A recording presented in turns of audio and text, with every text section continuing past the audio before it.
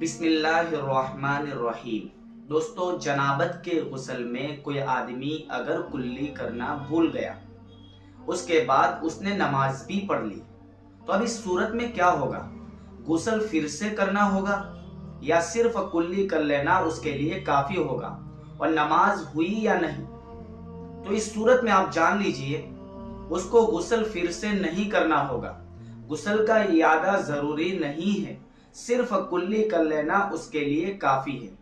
لیکن کلی کرنا یہ فرض تھا، اب فرض کے چھوٹنے کی بنیاد پر غسل نہیں ہوا، اب غسل نہیں ہوا تو نماز بھی نہیں ہوئی، تو نماز پھر سے دہرانی ہوگی۔ کلی کرنے کے بعد وہ آدمی نماز کو پھر سے دہرائے گا۔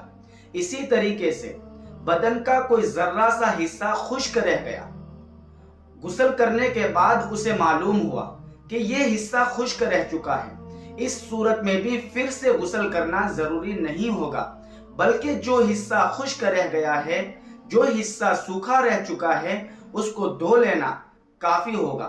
تو غسل کے بعد جب یاد آوے کہ یہ حصہ خشک رہ چکا ہے، صرف اس حصے کو دھو لیوے۔